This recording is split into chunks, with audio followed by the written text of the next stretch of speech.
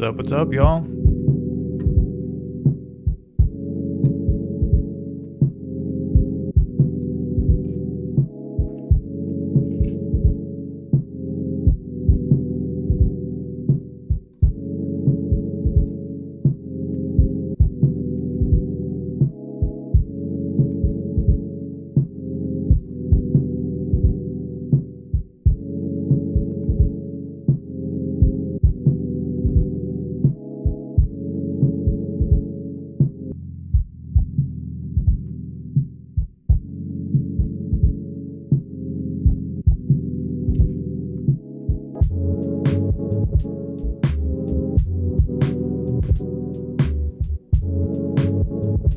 Yo, what's good, bruv?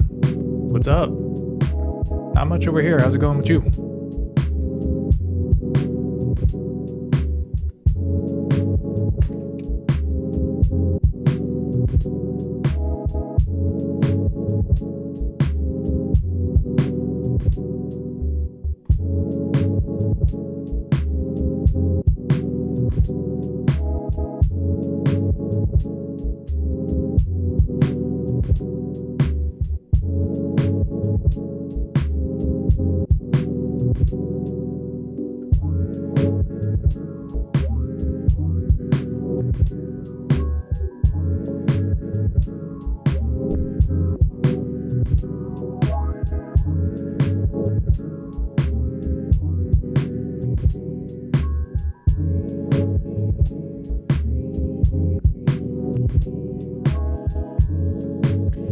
Nice. Doing some M8 research? That's what's up, man. I can tell you firsthand. These devices are dope. Yeah, definitely a lot of cool stuff you can do. So check it out.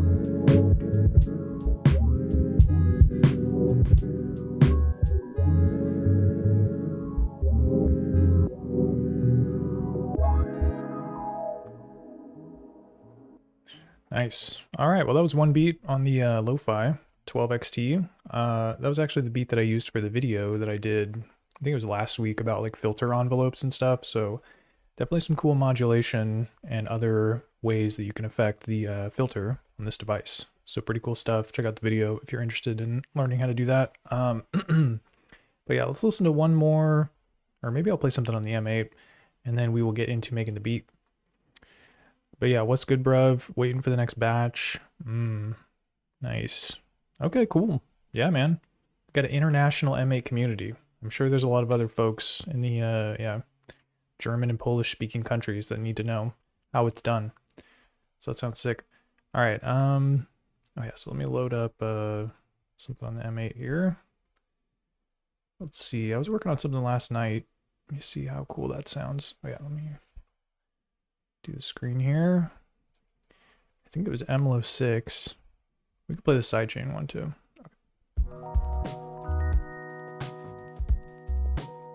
Oh yeah, I gotta unmute it.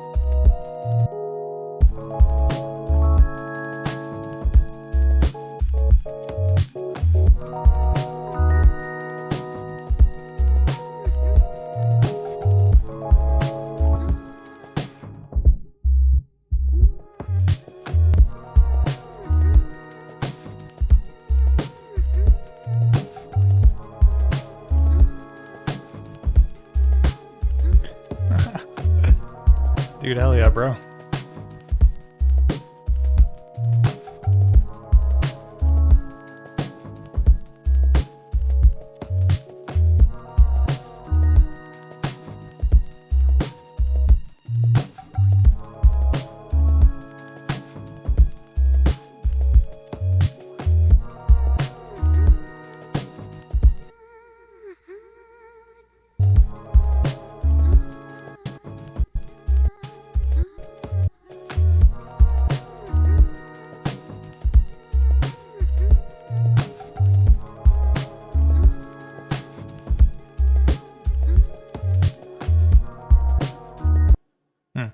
Didn't really work out how I expected there.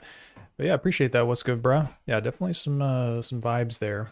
Background music type casual encounter in the coffee shop. Here's your mission type deal there. But yeah, you're asking, as far as I see, you only do sampling old records. Yeah, I feel like most of my sample library is from records. So yeah, that's pretty much accurate. Although a lot of the samples that I use for the sessions, like the YouTube sessions, I tend to get samples from like this AI, what you call it, it's like music maker. It's called Udio. So yeah, I usually use that to create like melodic samples for YouTube videos. But yeah, most of the stuff that I use on here is from like, yeah, records and other media or whatever. So it's kind of a mix of the two, old and new. But yeah, speaking of, let's go ahead and take a look at the sample for today's session. So I'm gonna do new project here, and we can take a listen and see what's up. All right, sampler, and then yeah, I gotta just recombobulate my setup here. Animate window off. Gotta do a new pattern. All right, clean slate. Oh yeah, what's good, bruv says you should avoid using those. Can be copyright claimed. You're talking about the AI music? Because the records are the ones that can be copyright claimed. Because yeah, that stuff is like, you know, they've got bots that like detect, you know, when you're playing classic soul records and all that type of stuff. But you're saying the AI ones get flagged too. Dang, I don't know, man. I'm not sure if they are able to flag it. Because yeah, when I make those things, it's like I feel like I'm the only person that has access to it because I usually keep it on private. I guess we'll find out though, because what I can do is I'll just play the sample and then I'll report back on the next stream and let you know if it ends up getting flagged. Because yeah, this is the one I wanted to use Frozen Hues, this one. I'm gonna normalize it too, make it a little louder. There we go. Okay, so I'm gonna play this and let's see if it gets the flag.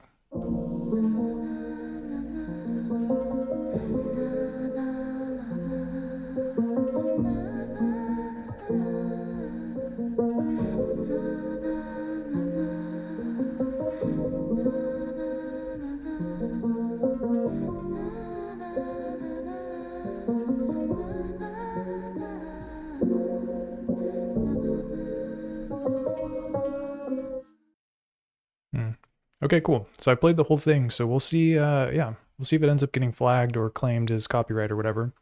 But yeah, it's all for the live sessions anyway, so it's not like this stuff is like me selling it on Bandcamp or doing anything like that. I'm just messing around basically. Oh, whoops. Okay, so I'm gonna mute this, unmute this. All right, but yeah, let's go ahead and get chopping on this. Oh wait, let me overwrite. I think I just made it louder. All right, so I'm gonna record this in, or actually, you know what? I'm gonna do something different today. So normally I use the sample first and then I add drums after. So sample first, rhythm section after. This time though, I want to try doing the drums first and see if I end up getting kind of like a different sort of vibe or just test out a new workflow basically. Because I usually just, yeah, start with the sample, then do the drums, but we're doing it in reverse this time.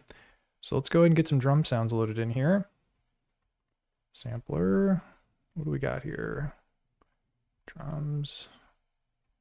Start with the snare, I suppose. It's kind of tough though. I'm not really sure. Usually I use the sample to kind of guide my selection of the drums, but since I don't have the sample in yet, I'm just gonna have to wing it. I don't know. If you all do drums first, what do you normally look for? Are you trying to match something with the sample, or do you just kind of pick whatever's clever?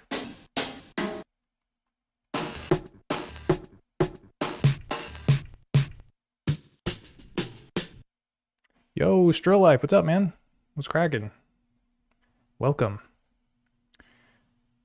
Oh yeah, and then What's Good Bruv said, there is an amazing guitar sample on the Cymatics Zodiac beta pack. Dude, that's tight. I gotta check that out. Cymatics. I feel like I've heard of that. That name sounds familiar.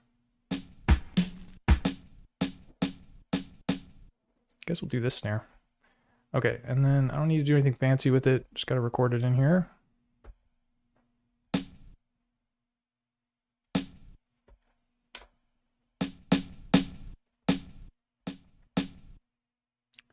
Okay, and then turn velocity sensitivity off because it's the snare. We want it to hit.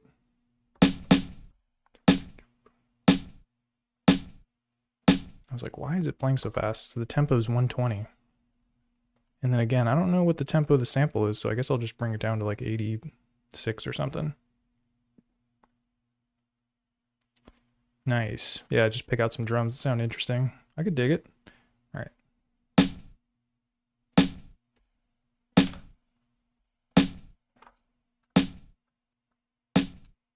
Okay, let's find a kick next.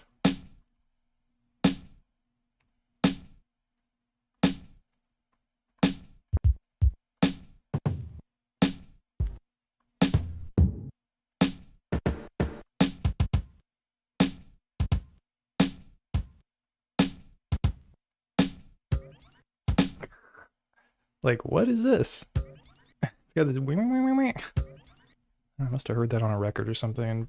I guess if you use an envelope, you can get rid of that stuff at the end, but it's like, what are you thinking? J Immaculate, what's up, dude? But yeah, this one sounds pretty chill. I'm gonna record it in.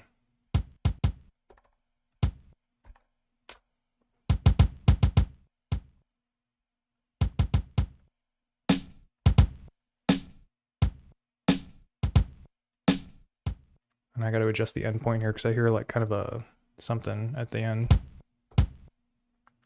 Okay, so yeah, bring it back. Nice.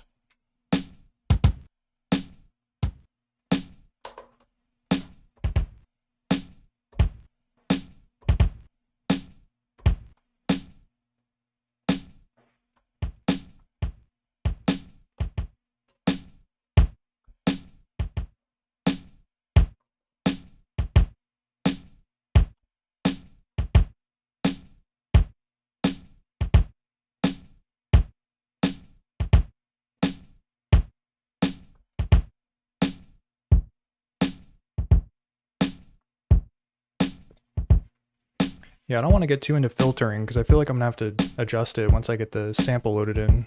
But this sounded pretty chill. And I can always come back to it. All right. Next up, hi-hat.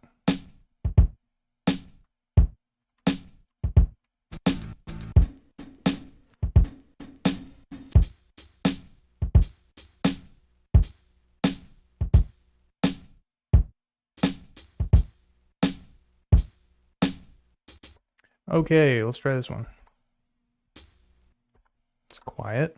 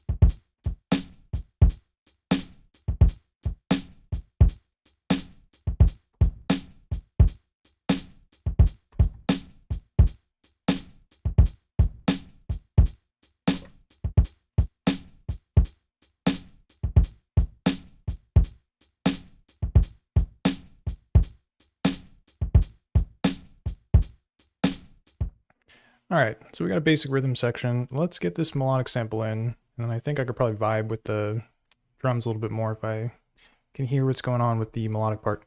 Okay, so we got this one. I just recorded in super high pitched. Or let me look at the waveform actually.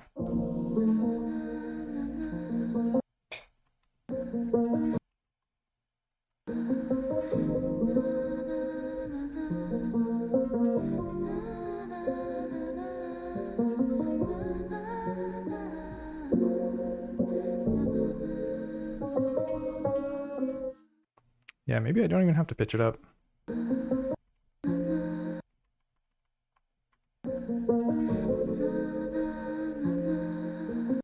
I'll just try recording it in, see what's up.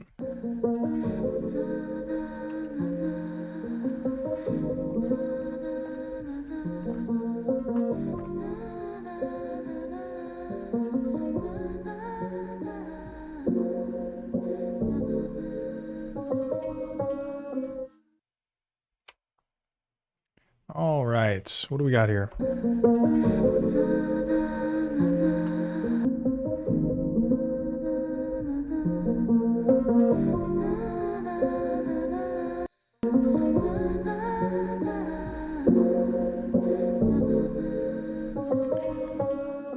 Oh, I was gonna say something interesting we can do too is I can set slice markers while the drum loop is playing. So that might help me figure out like where I want the chops to be. So let's try doing that. So sound, set slice mode, and then right now it's on like lazy chop mode. So as soon as I start pressing the pads, it'll like put the slice markers in.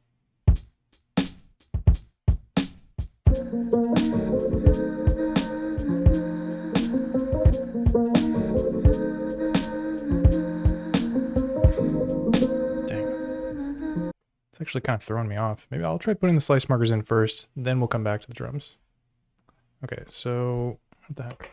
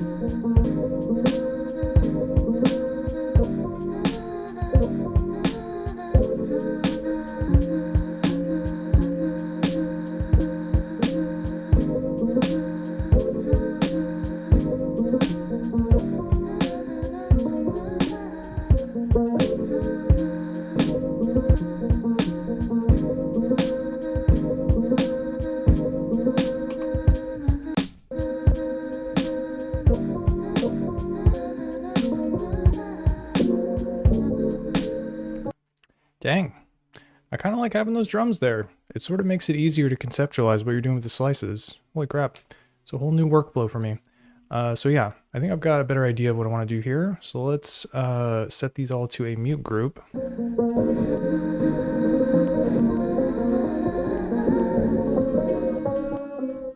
probably got to turn the sample down here, make it a little quieter. Yeah, so like while you're listening to the drums, you can like kind of audition the slices and move stuff around. So there was stuff that I probably wouldn't have even set slice markers at if I hadn't heard the drums. So definitely try that out if you're a samples first kind of guy or person. Try working with the drums first, see what's up, or switch it up. Just do something different. Okay, what are we at here?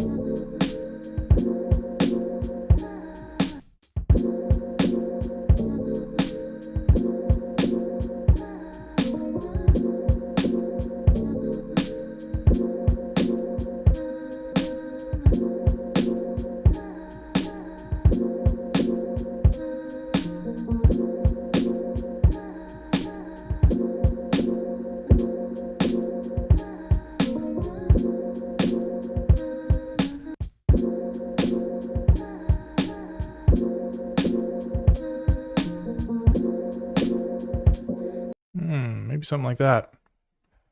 Let me double the length here and get this punched in.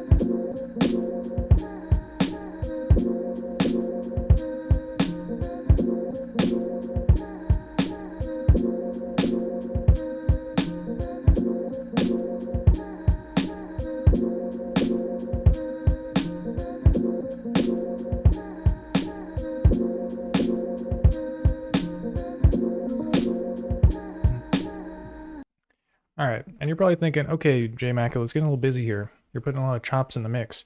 And yeah, basically my plan here is to take this 2-bar loop and kind of pack it, jam pack it a little bit with some of these like in-between slices. And then I want to extend the pattern and duplicate it so that I can have some of these trigger on some of the half of the pattern and some on the other. So I'm kind of like building a very dense pattern so I can extend it, remove some from one, some from the other, and kind of get like a longer loop without needing to, I don't know, record it in all in one, like really big take, basically.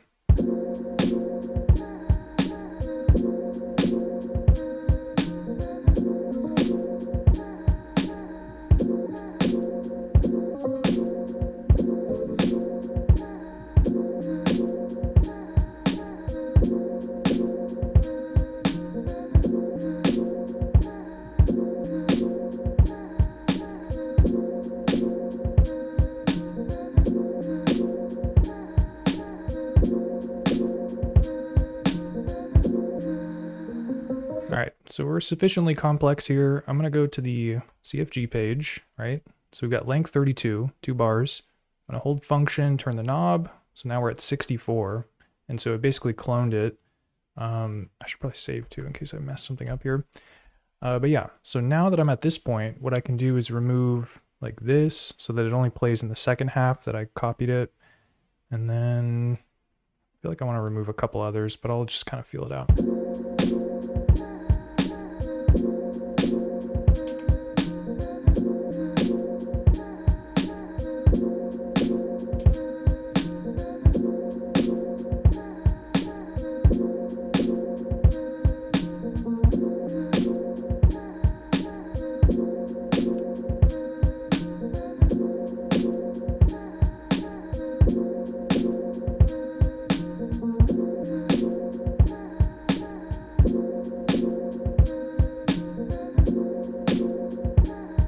Not bad.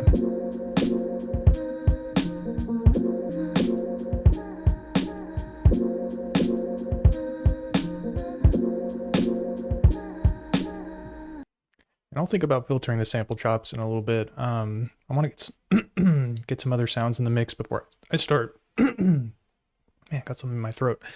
Before I start adding filters and stuff, I definitely want to make sure that I have enough sort of melodic stuff going on, and then I can kind of try dialing things in or whatever.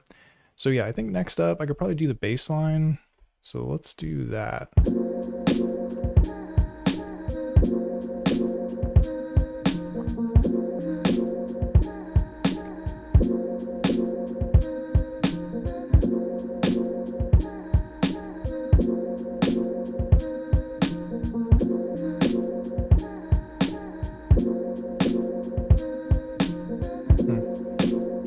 And yeah, actually what I'm going to do here is instead of loading in a bass sample, I'm just going to use the Lofi12XT as a synthesizer by loading up a single cycle waveform. So it's a pretty handy feature that you got here. Let's do sound. And then we can just load up something basic here. Maybe a sine wave, perhaps. This knob will agree with me. Okay, here we go. So this is a sine wave. It's probably hard to read on your screen. It says AKWF SI. So I know that's the Adventure Kid Waveforms sine wave. Load it up. So we got a single cycle. Look at that beautiful sine wave. Juicy. This is the noise it makes right now, though. So you have to turn on loop mode. Ooh, there you go. I'm going to turn velocity sensitivity off to and 12-bit. Put it on a mono because it's the bass. Damn, it's loud. So turn it down. So it sounds pretty lo-fi. It is the Lofi12XT though, but we can put a filter on it to smooth it out a little bit. In fact, you get really low and just crank the resonance and it just becomes very smooth. Like a nice sub bass. Nice, very nice. But yeah, so let me check the chat here. Strill Life says, does that come with the unit? It does not. You have to add those samples. It does come with a decent amount of samples, stuff to get you started, basic sounds and whatnot, but it does not come with the single cycle waveforms. But I have a video that talks about how to like kind of get those onto the device if you're interested in that. I think it's probably called like how to use your Lofi12XT as a synthesizer or something. But yeah, basically there's a place where you can download all these single cycle waveforms for free, which is pretty chill. The only issue is getting them in the file format that the Lofi12XT needs, which is like, they have to be mono and they also have to be 24 kilohertz, I think, or maybe 11.5. But yeah, let me double check here and see. Hey, what's up, MFizz? It's cracking. But yeah, so Kachi's saying, I deleted a project in the Lofi12 and it deleted a bunch of my projects, samples, and factory sounds. But the factory preset songs are still there with their sounds and samples. Oh man, that's weird. Yeah, I don't know. Yeah, for sure, Strill Life. Yeah, that sucks, man. I don't know how exactly that happens, but yeah, I will say the folder architecture on this thing is a little bit confusing. It might be that you had samples loaded in from one project that you like maybe loaded into another project too, so they were kind of like sharing the samples or whatever. I will say though, yeah, like if you're looking at the folders, it's like, it's so incredibly complicated. Let me see if I can even like figure out how to get file name search. I feel like there's a way to see like all the folders. Oh yeah, this is it. And yeah, it's probably super small on your screen, so it's going to be hard to see, but yeah, these are all folders that I think many of them correspond to projects, but some of them are folders I added. Like this is the Adventure Kid Waveform folder that I added, so it says AKWF. Some of these are projects, like this says Beats02, which is a project. These are stream projects, so they're definitely projects. But yeah, I don't know, man. If you delete a project, it might just wipe out this folder and get rid of like all the samples in it or something. I haven't really tested the behavior of it. I haven't deleted many projects, to be honest, because you can have like 256 projects on this thing, which is freaking nuts. And then MFizz is saying, does it always make a new copy of a sample for your project? So that, I don't know. That's a super good question. Like if I were working on this project and then maybe we could test that out, to be honest. Let's, yeah, so I'm gonna save this, or I don't even know how I'd find these freaking samples. See the name of this thing? 006 Mix 19. It's like, good luck finding that in your sample pool. So yeah, I'll do some offline testing. I'm gonna make a note of that to figure out what the behavior is. Cause yeah, that would be good to know and good to get the word out about if you're using samples from multiple projects. Cause yeah, what Sakachi's saying, it sounds like, yeah, if it deleted the factory sounds, maybe the factory sounds were getting like called from that project that got deleted or something. So yeah, dude, I'm telling you, the folder architecture is weird. You know, if in doubt too, maybe like try plugging into your computer or doing card reader mode. So yeah, if you do function system, no, function project, nope. Forget how to get to card reader mode. I think it is in system. Card. Yeah, so you do function system card. If you have it plugged in via USB and then you press this button, card reader, it'll basically let you see the contents of the SD card on your computer. So that's a good way to kind of check and make sure that everything's there. But again, if you're like working like me with samples that just have like weird names like 006 Mix 19, it's probably gonna be hard for you to tell like what's what. So yeah, that's kind of a tough one, but yeah, I would say maybe keep the project saved as long as you can. Make sure that you're like doing your exports into the DAW or whatever if you really want to back stuff up. But yeah, hopefully it doesn't happen again. And yeah, definitely try to keep those projects active because you have a ton of slots. I mean, just looking at the project slots here, like I've got, so this is Beats 05. I think I've got maybe like 16 or 17 just like different beats on this single project. And that's only project number 6.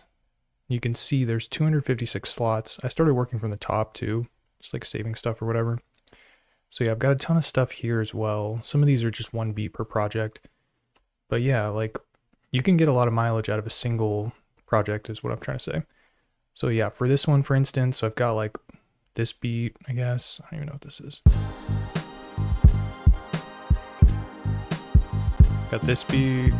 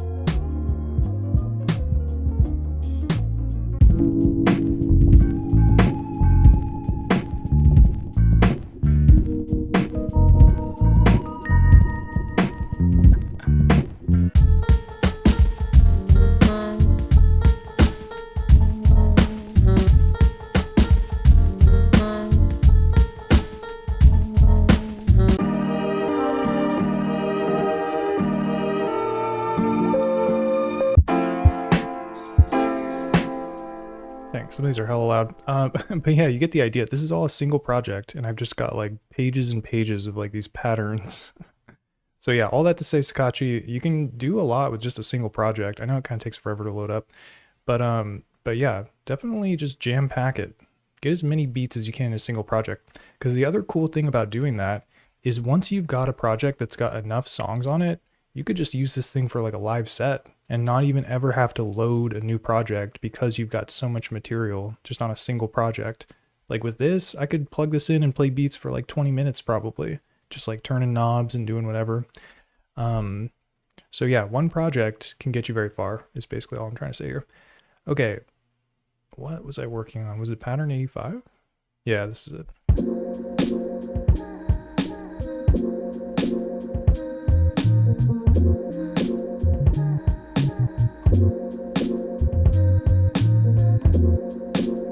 Nice, that's dope. Um, yeah, Mfizz knows what's up. Strill, I appreciate you saying that, man. But yeah, Mfizz, this is the AI sample, or this is one of them. This thing that I recorded in. I don't know if it'll let me play the whole thing.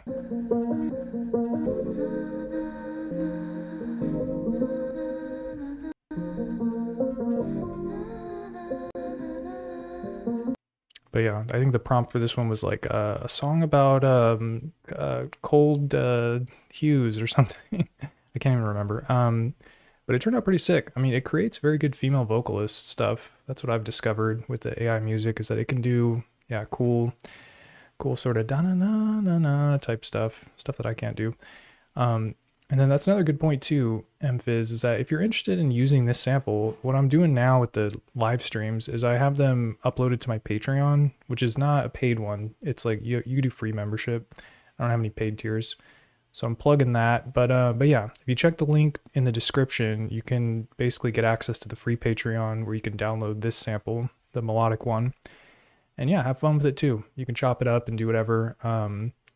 And yeah, that's something I'm going to be doing with the streams moving forward, is if you ever want to mess around with the samples I'm using, I'll upload one of them so you can kind of mess around with it at no cost to you. So definitely have at that and let me know what you think. Okay, so I got to play this bass line. Let's try this out. It's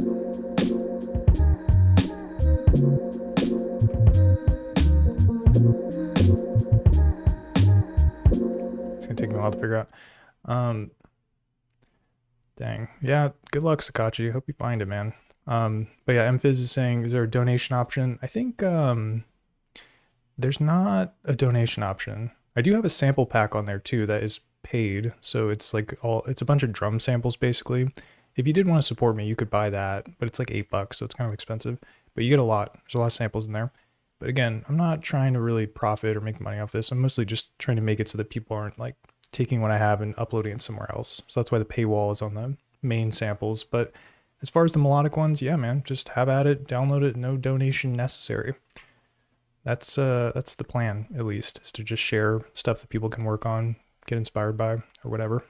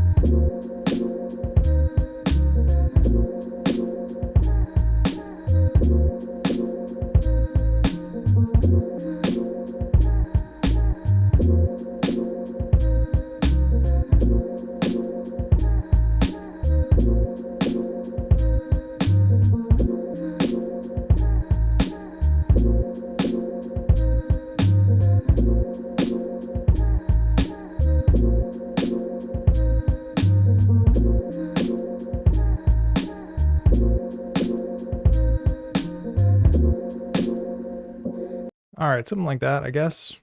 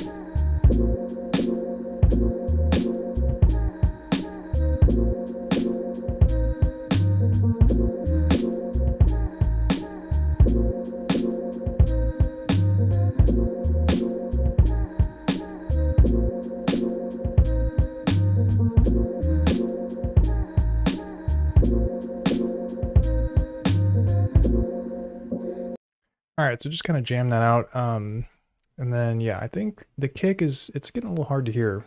We're getting a little busier with the mix. So I'm gonna activate sidechain compression mode, which is very convenient and easy to do on the Lofi12XT. You just have to change the master effect to, not filter, comp, turn it on, and then go to the next page, MFX parameter. And then from here, I've got to do some finessing. So it's sidechain source. We want that to be the kick drum, which is track 3. And then the target is basically what it's going to duck out when it hears the kick play. So for this, I want to duck out the sample chops, of course, which is number 1. And then we'll duck out the bass too, which is number 5. So when I press play, you should be able to hear the kick a little bit better because it'll be making stuff quieter. But I'm going to have to mess around with the parameters a little bit, I think.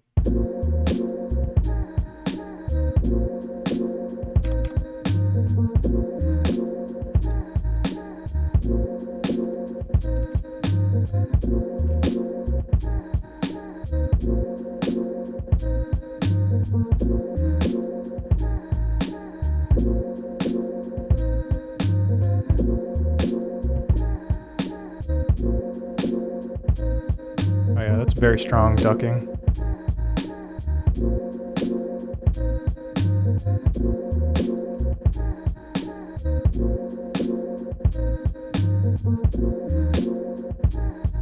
It's not bad.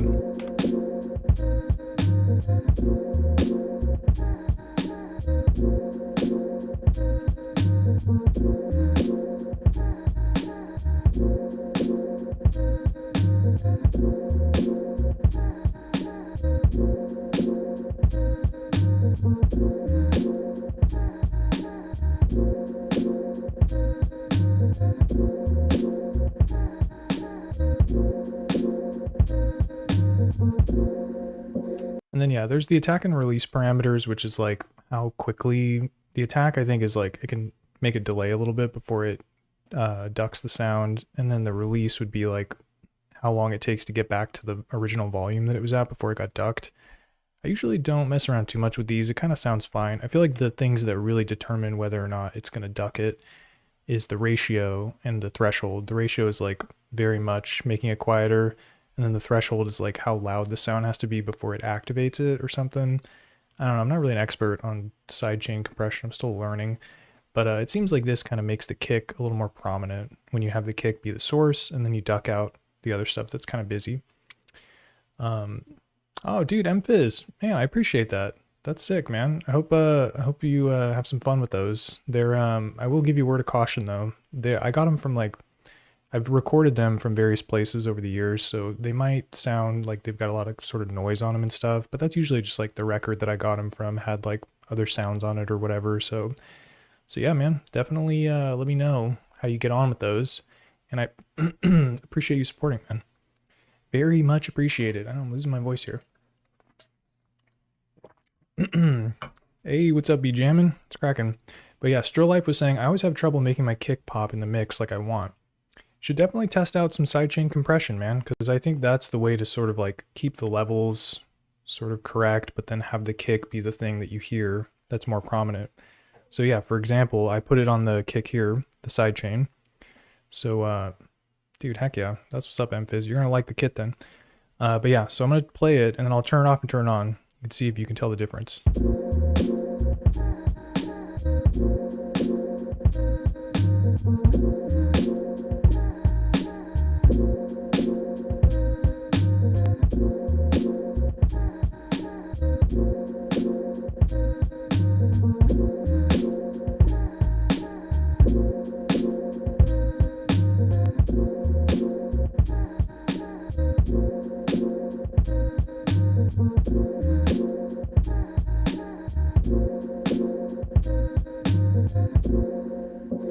So yeah, the kick is it's a little more prominent basically, but we can further adjust it by adding, yeah, because right now it's got a low pass filter. I was sort of holding off on filtering stuff until I got a few layers in, but I think now is a good time to like really try to beef it up a bit. So we'll do that. And then B-Jammin' since birth says, is the Lofi12XT easy to work with? Yeah, man, definitely. It's got lots of cool controls and everything's kind of on the front, so you don't have to do too much menu diving. You have a screen too with a pretty detailed display. So yeah, you can get on with it pretty quick. Nudging is super easy. It's got a very similar, from what I hear, it's very similar to like the Electron groove boxes where you can parameter lock stuff like micro timing, velocity, the note, and things like that.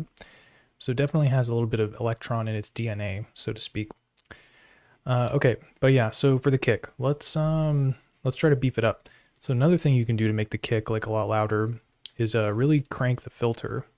So you can bring the cutoff super low and then hit the resonance and just jack it up.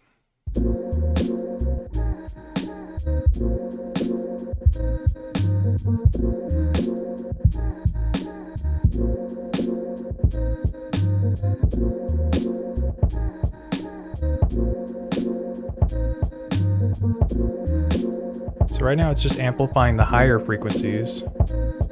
Bring it down though.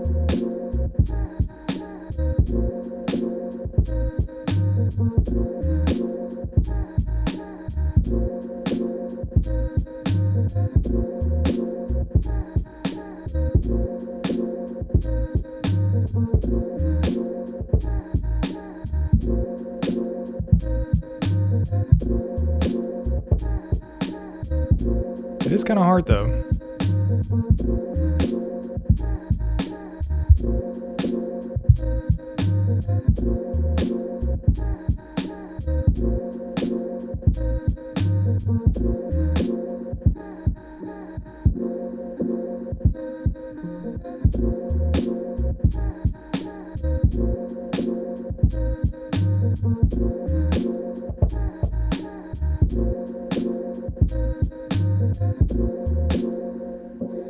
Yeah, you kind of got to finesse it. But yeah, Still Life, it's not easy, man. There's a lot of work you got to do. Even I'm still figuring out like how to get it sitting right in the mix, as people are often saying. But yeah, filtering does help. And you can create space with filters too. Like you could shave off the low end on certain things to make sure the kick has those frequencies that are cutting through or whatever.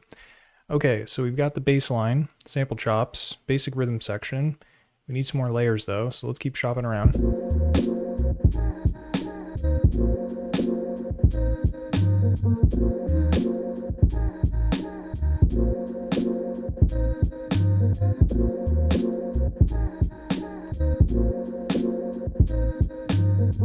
Maybe some more percussion.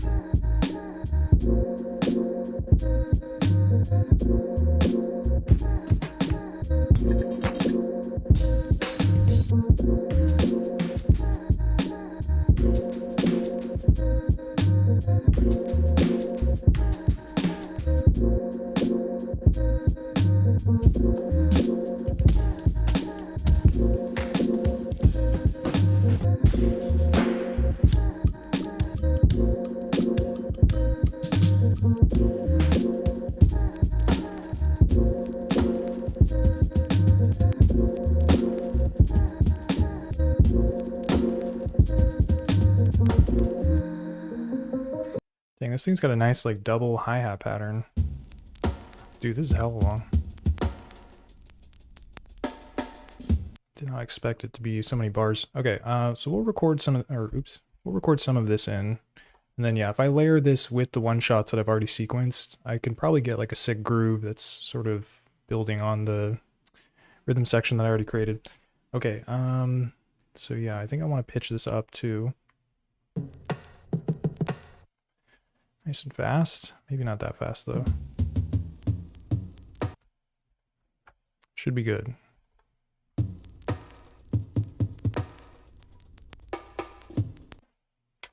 And I only want the first half of it. I think that'll be fine. So then yeah, sound, voice, no velocity sensitivity. We'll keep 12-bit mode on because it sounds pretty good on drums. Slice mode.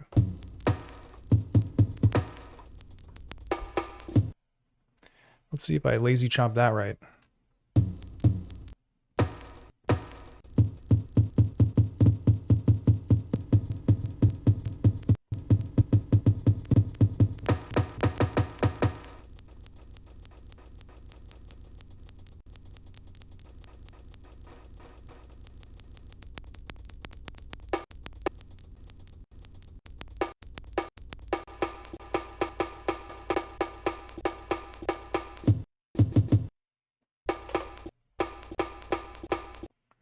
These chops are all over the place. This is gonna be fun though. Okay, so we're gonna back out. Yeah, man. No, I appreciate you saying that, Stro Life. Glad that you're getting some inspiration, and yeah, definitely mess around with it and report back if there's anything that's working for you, so that we can share that with the rest of the folks that are out there. All right, so I'm gonna bring the pitch down. How many did I bring it up? So 1, 2, 3, 4, 5. Okay. 1, 2, 3, 4, 5. So this should be the original pitch.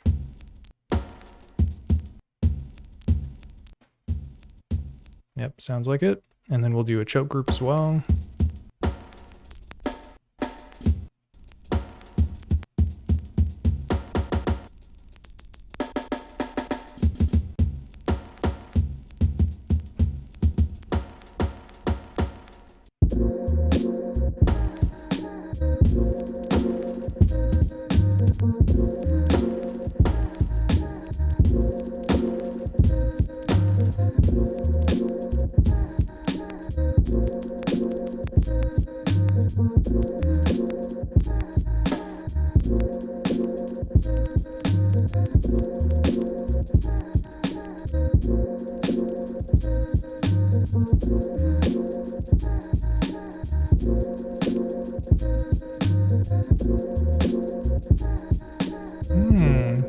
Sounds kind of sick. Okay, so what I was doing there is the Lofi12XT has this roll function, which basically if you're holding a pad down and then you push one of the directional pads, it'll play it like a ratchet basically. It's like an AK-47, bro. But yeah, so that's the snare. But if I did it with the hi-hat, it sounded kind of interesting. So this is kind of a quieter sort of like hi-hat slice. This one too. But yeah, I was just holding down and then I pressed it.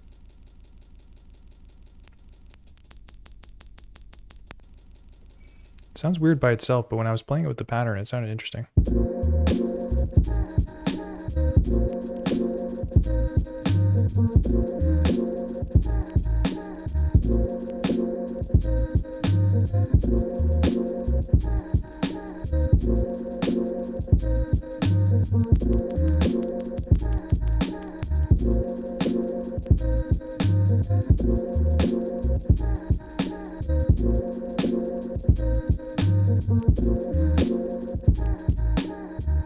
That's going to be hard to get the timing right, though.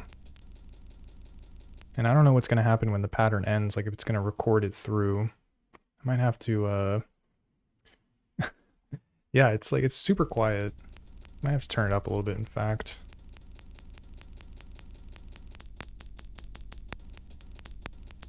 Sounds kind of staticky. That's the way we like it, though.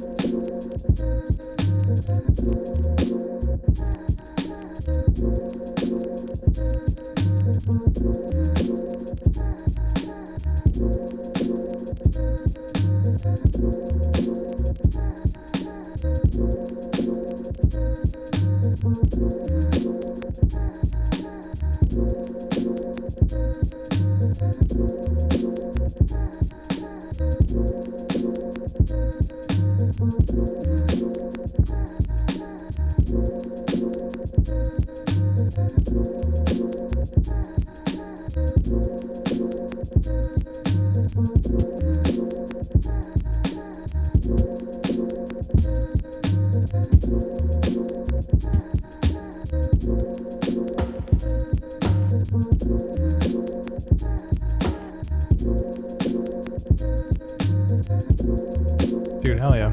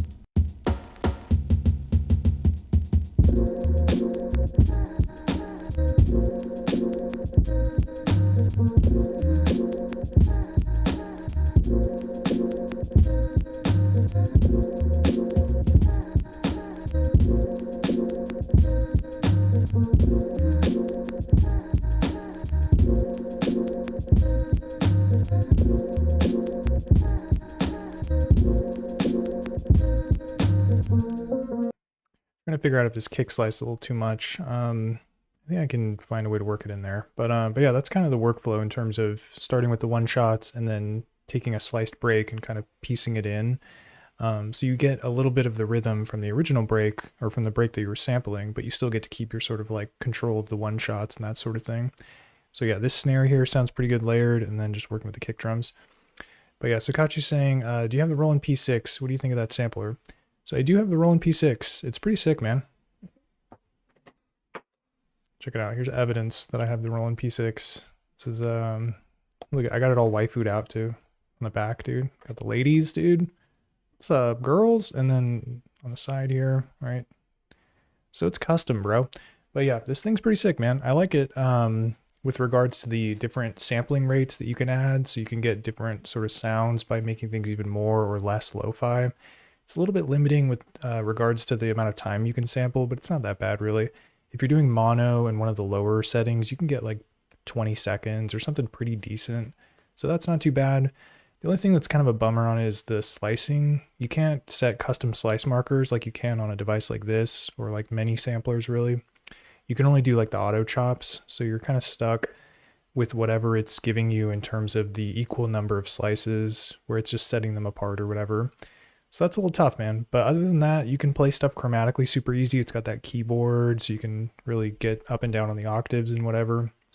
And it's got a good sound. So I think it's definitely got the makings of a great sampler, and you can probably use it to great effect if you do have one. What does it do better than the Lofi12? Yeah, so better than Lofi12. So the Lofi12XT is mono. You can't do stereo on this. So that's already one thing that P6 is better at. You can use stereo samples. So if that's something that impacts your workflow, then definitely something to consider. What is it better at?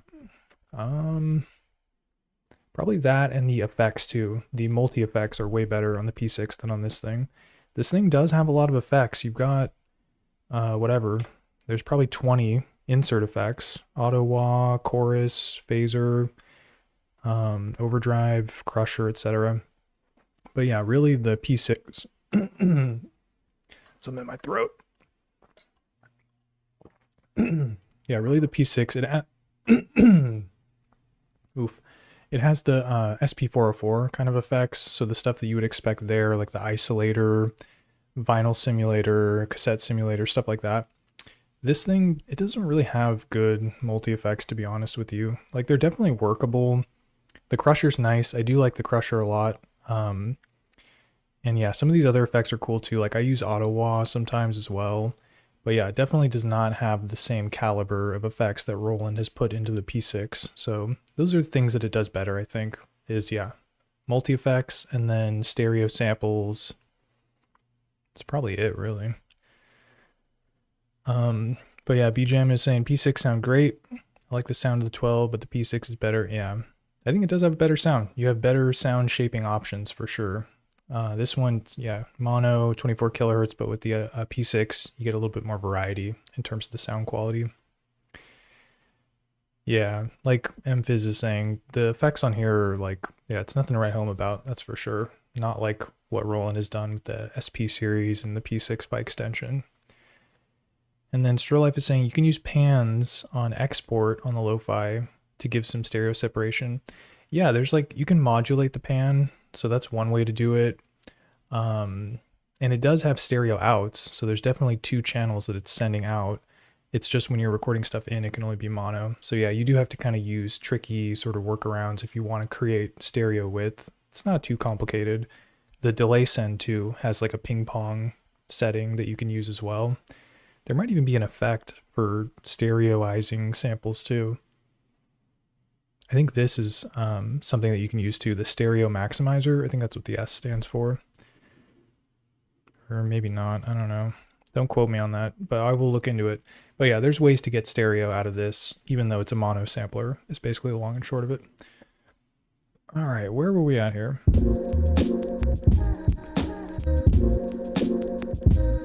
Oh yeah, this thing.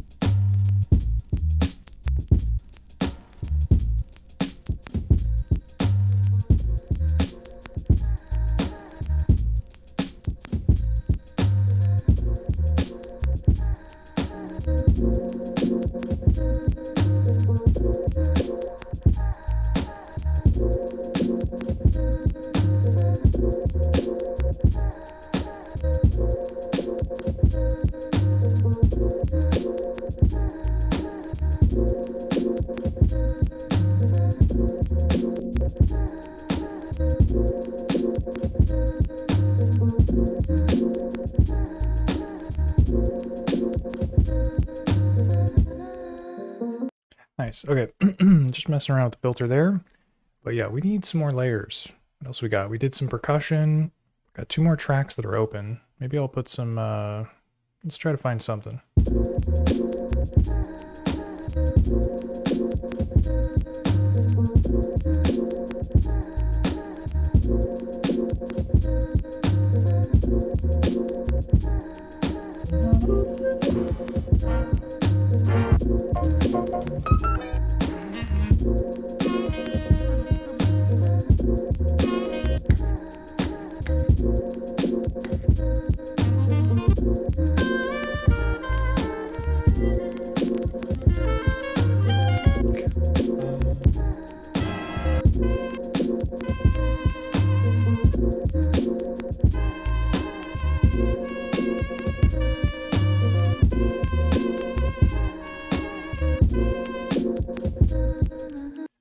trumpet works, but I'm into it, is all I'm saying.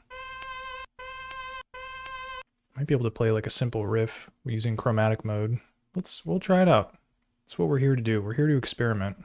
Doesn't always work out, but we're trying. Gosh darn it. That should be fine. Really pitch it up there.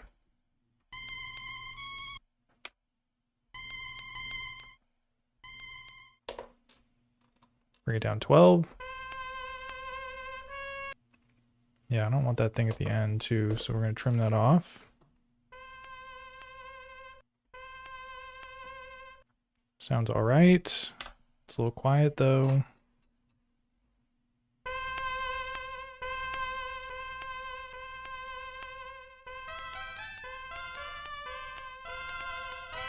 A little goofy. All right, we're probably going to put it in mono too, because I don't think I want these notes to be playing over each other. It might be good to have them fade into each other, but first I need to see if there's a riff that I can play first.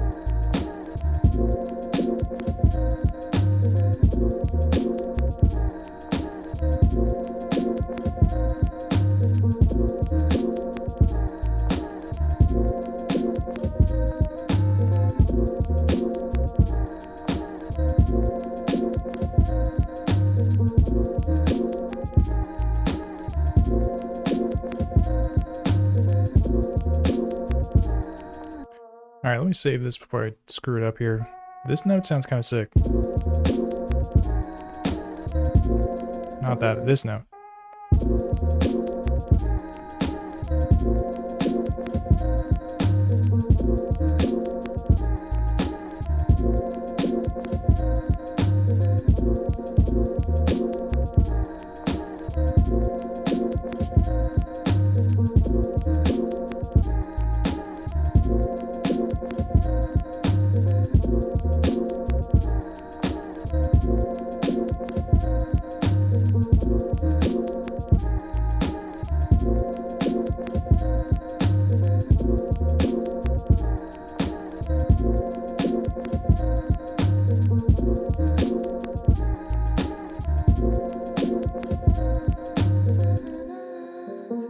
Nice, that kind of worked out. So he who doubts the trumpet does not have a sick sound in their mix, basically.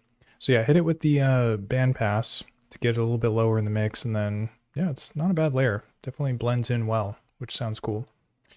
Oh, dude, Everett Vincent. Yo, what's up, man? Long time no chat, dude. How's it going?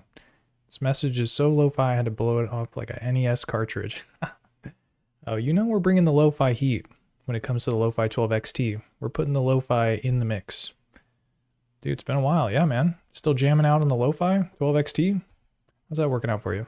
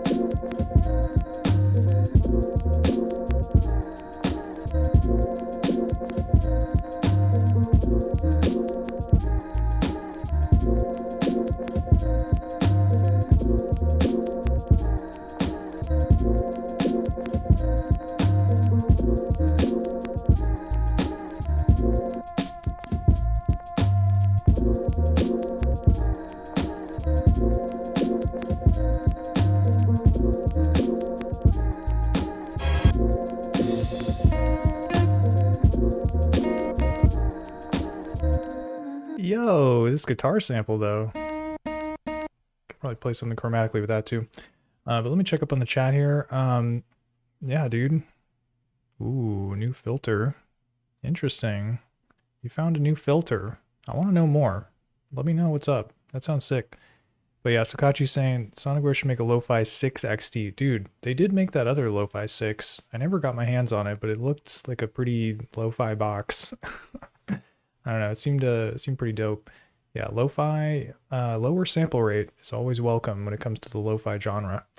All right, so let's record this guitar in and see how good I am at not playing guitar, but playing it like a keyboard, basically.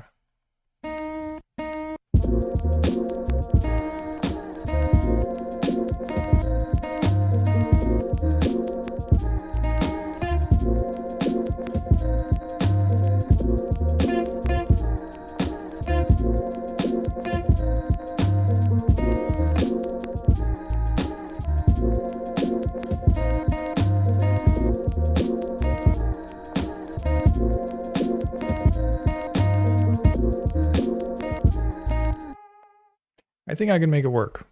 Wish me well. Gotta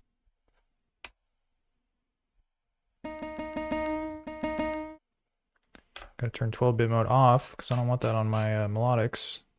Okay, and then I guess we'll keep it poly. And these are pretty short notes.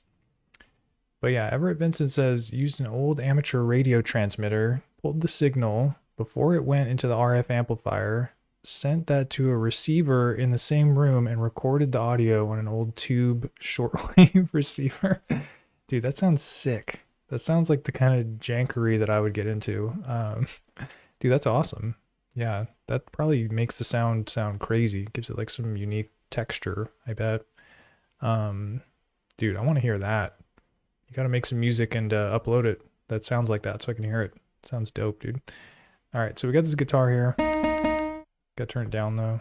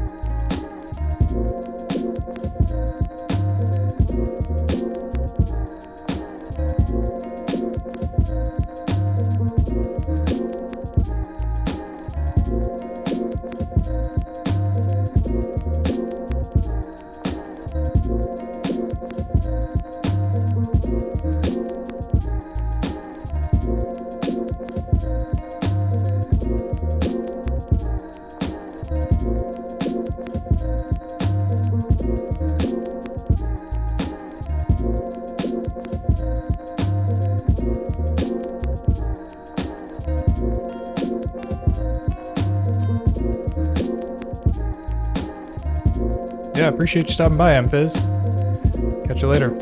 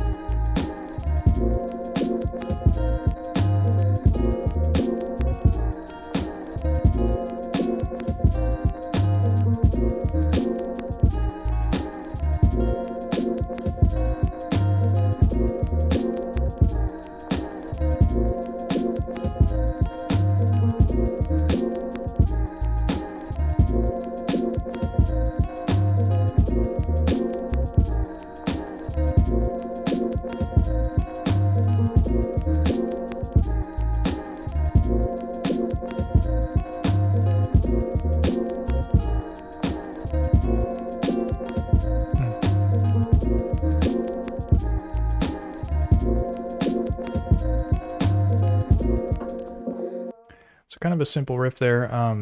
Might be able to make this guitar sound cool with some effects though, like maybe delay or maybe one of the insert effects like chorus or something. So let's try that out.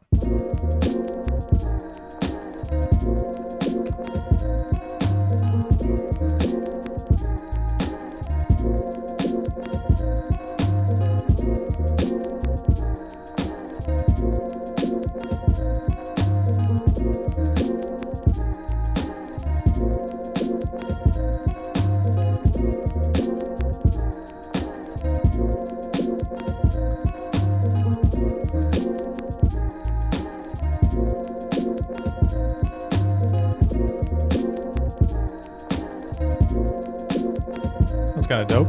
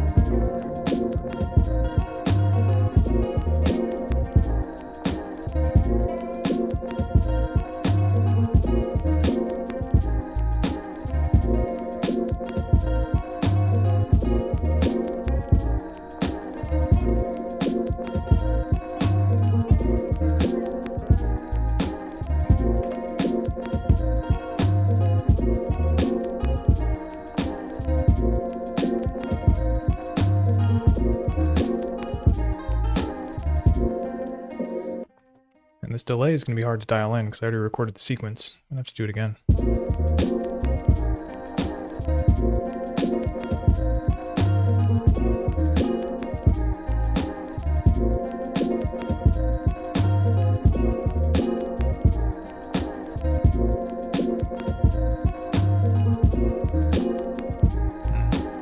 We're going to skip it.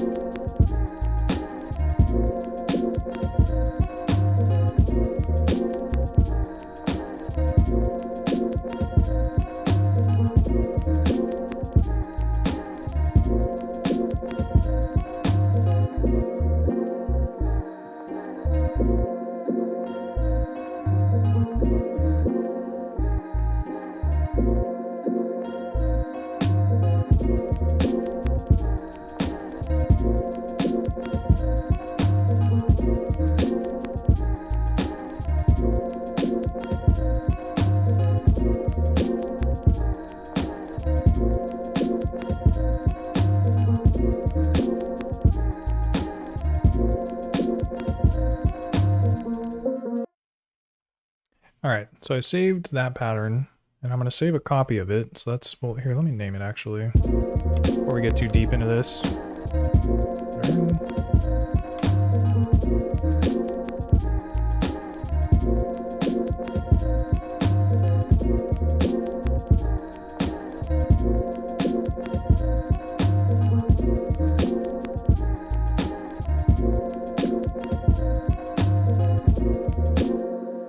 All right, so we've got the pattern named Nana01. Very original, I know. And so what I'm going to do is I've got Nana01. I'm going to save a copy of it, which is also called Nana01.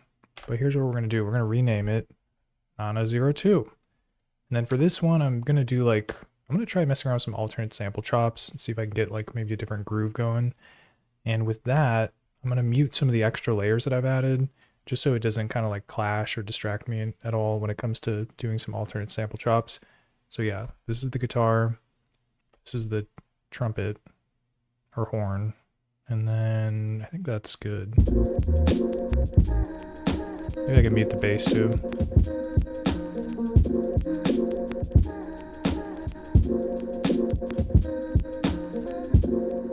Okay, so what I can do here now is I can go hold clear, press the track button, and this is going to give me the option to clear certain data from the pattern. I do not want to clear the parameters because that's going to be like the sample that I have loaded, the slice markers, that sort of thing. I do want to do note though, because that'll basically make it so the sequence is empty and I can try playing different sample chops. And then lock would be parameter locks if you did some kind of automation, which I didn't do. So we're just going to do note, boom. And so now we still have the sample here, still got our chops, but now there's no notes in the sequence. So I can kind of tap around and see if there's anything else cool to do.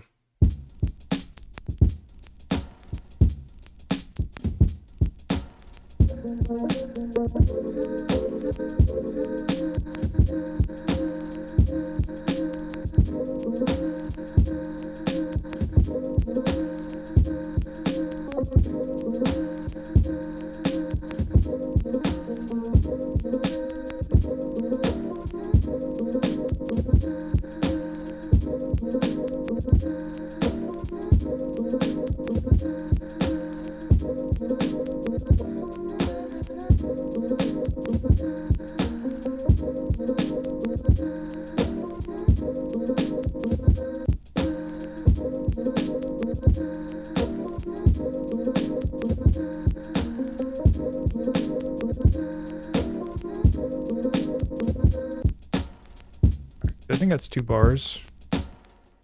Let's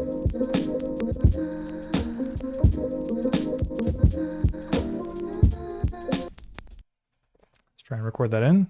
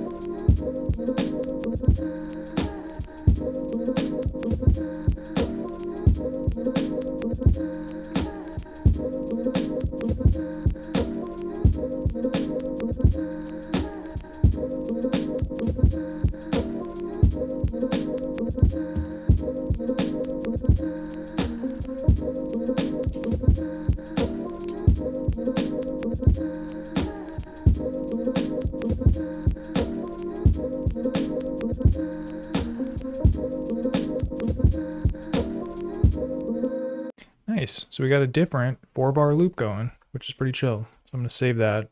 Let's hear how it transitions from one to the other.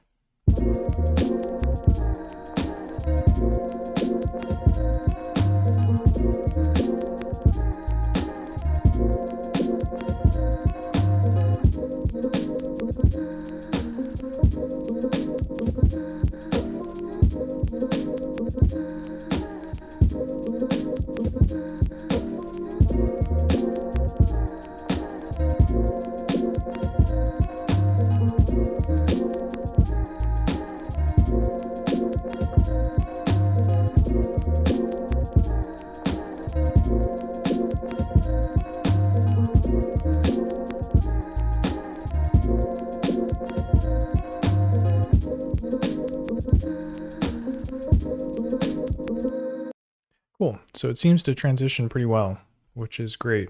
So I'm going to save it again. I'm going to save it twice because you never know. And then, yeah, I probably will have to do a different bass line just to align with the chops. Or maybe I could use the same one. Let's see what it sounds like.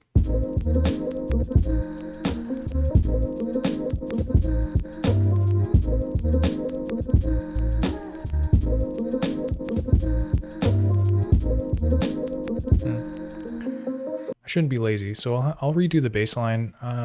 But yeah, I can work on this B section kind of offline. So we're in a good spot here. That's kind of how I operate with this one is, yeah, just create sort of one pattern that's got what you want in it. Then you can copy that and make changes and stuff, which is a cool workflow on this device, but on many samplers as well. Okay, so that's this beat. I'm going to save the project too, just in case. What do we got next? Could probably do another one from scratch. And yeah, this one I started with the drums. Maybe the next one I'll start with the sample and then put the drums in. It was a good experiment though, starting with the drums. Kind of had me thinking a little bit differently about the sample chops and stuff. So yeah, save that one. Load up another one. Let's get this project jam-packed with beats. I was saying earlier that I think there's probably like 16 or 12 or something saved on this, so we're just going to keep racking them up. Okay, what else do we got here? Sampler, Let's check out that Marlowe Diggs folder, see what's going on in there. This guy hooks it up, let me tell you. Yeah, dude, these Moog cuts all sound dope.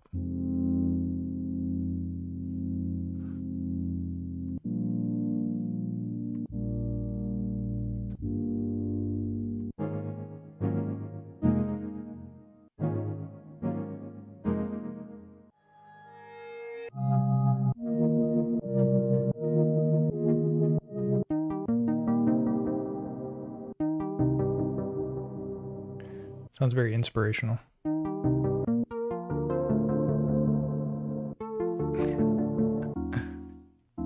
Oh yeah, this is one I was playing around with.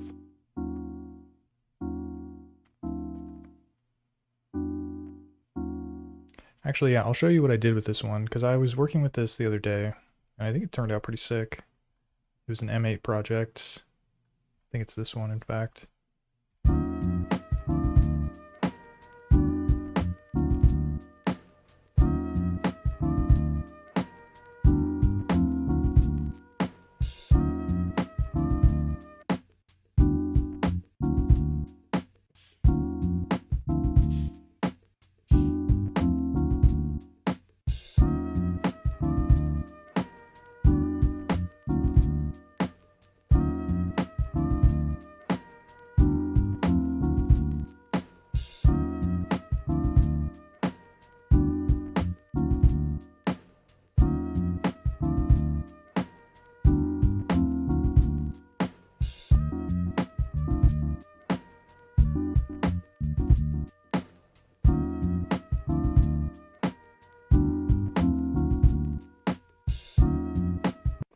So yeah, just a little simple hip-hop groove there.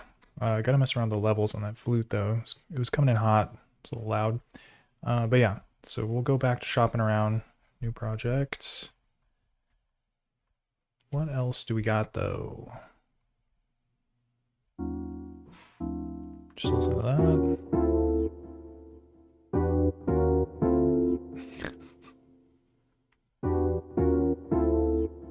Bro, this sounds like some sound off of like the Tekken soundtrack, you know, like that fighting game for PlayStation. It's like the game over screen, like you just got your ass kicked by like King or something. Try again.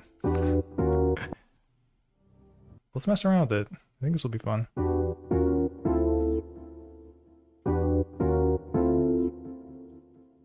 Not sure what I could really do with it. I could chop it, play chromatically. I don't know. We'll see what's up.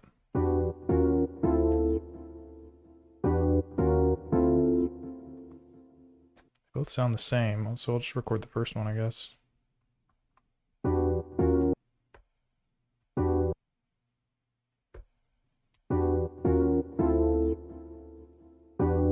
Dang it. Accidentally got them both. Let me cancel that. One more time. It should have stopped playing it.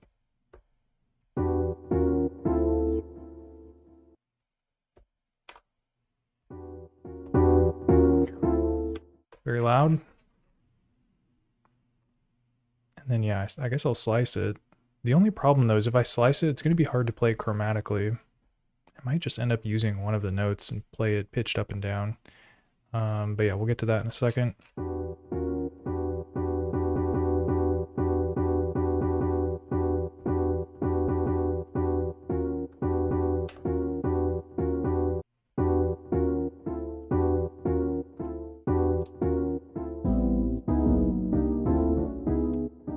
Yeah, we're going to set this to mono.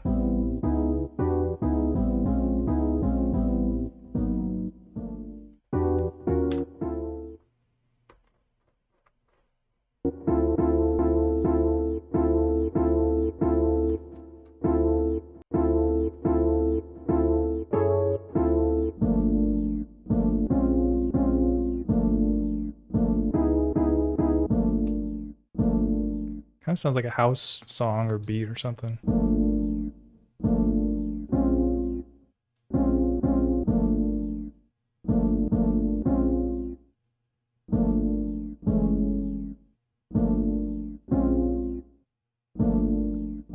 Something simple like that, I think.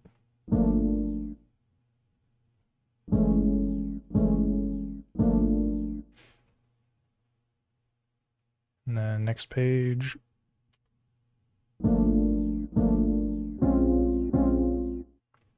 Bring the tempo down to 90, I guess.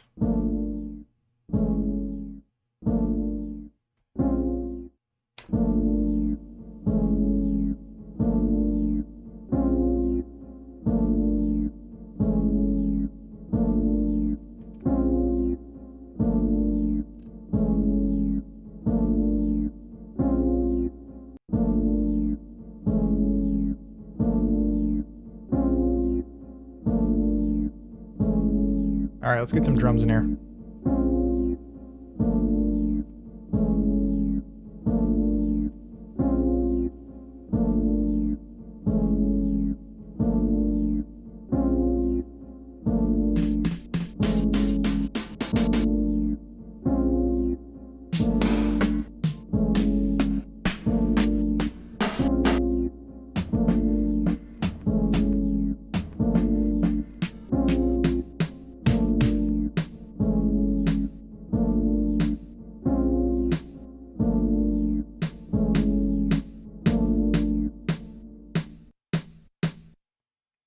Like this one.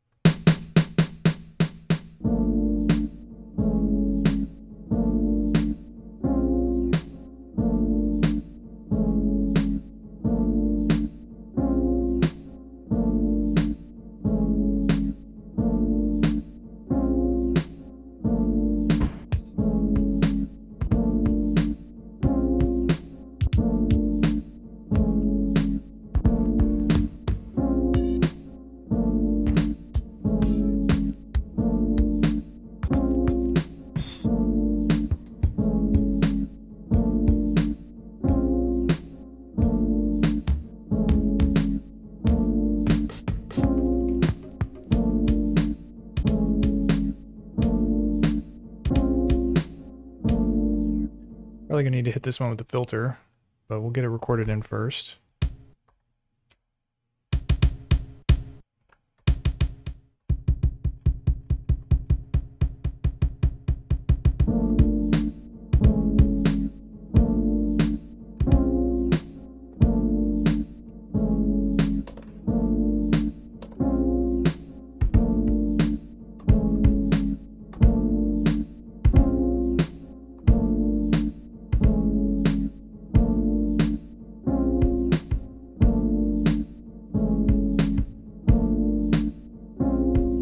Just something simple for now.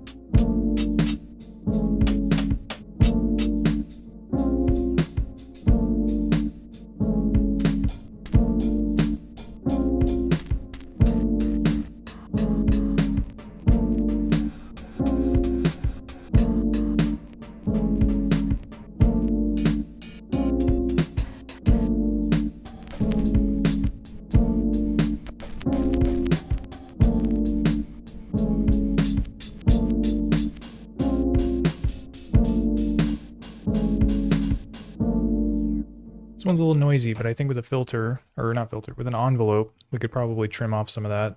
And this thing has a pretty decent attack release envelope, so I think that'll work for our purposes.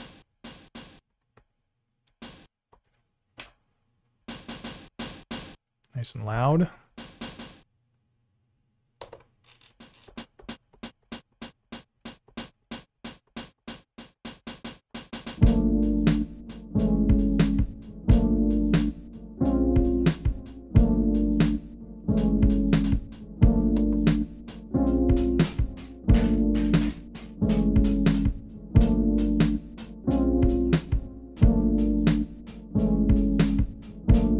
Yo, Linda-san, what's up, man? Welcome.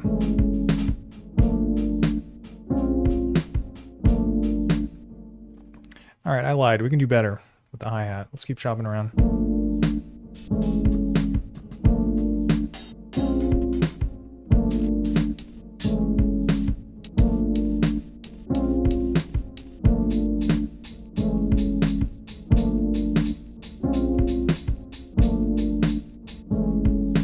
Pretty chill.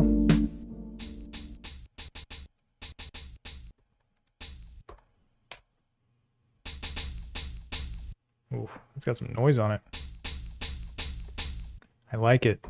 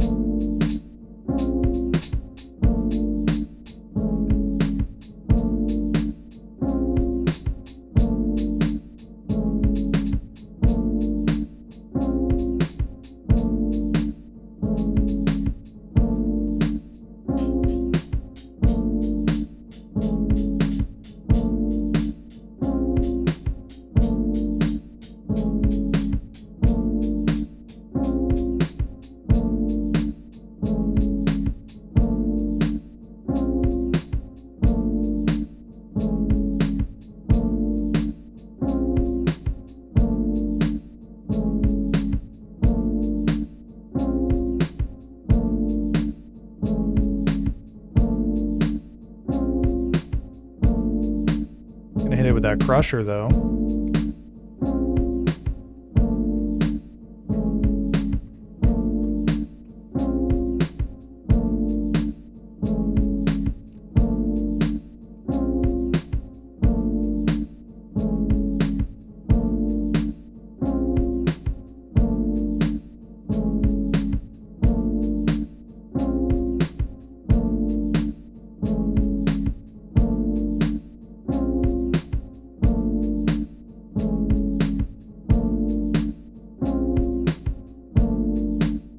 Not bad.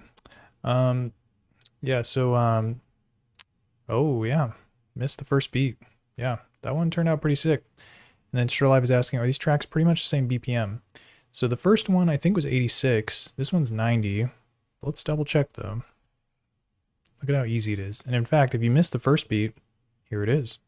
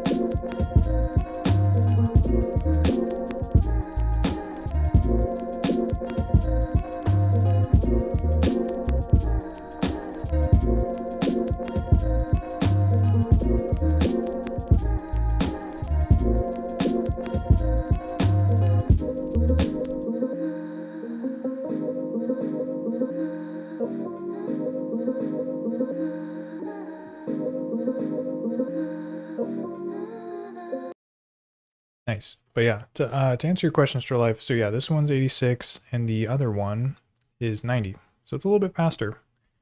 Not too much faster, but a little bit.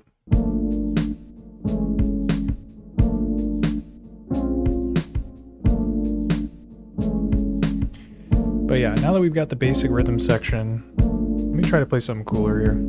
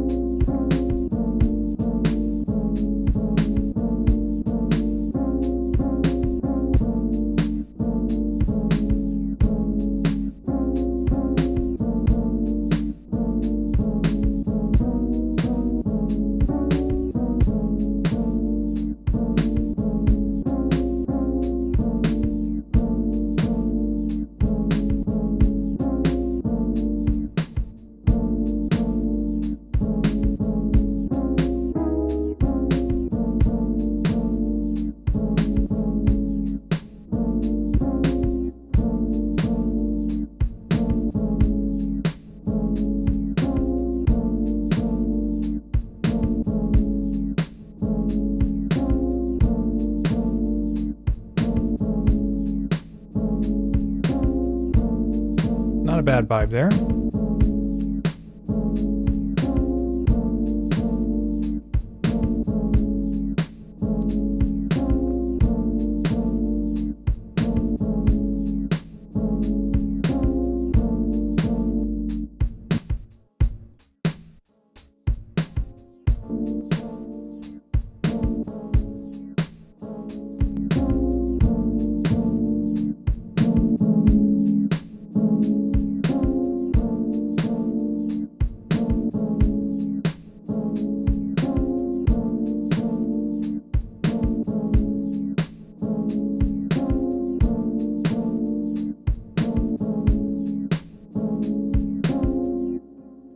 Nice. So yeah, I added the high pass filter there because I do want to create some space for the bass because there's a lot going on the low end with this sample. So now that I got the high pass on there, some of that's a little bit less cluttered, and I can add in some bass. So yeah, before we were using the single cycle waveform to use this thing as a synthesizer, but I think we're going to switch it up a little bit here. And instead of doing that, let's see how the M8 synthesis engines sound. So it's got a lot of different sounds you can create. And then there's one that's pretty fat, which is triple sine wave, triple sin, dude. Oh, that's beefy. Triple triangle's sick too, but it's like, it's a little too lo-fi, I feel.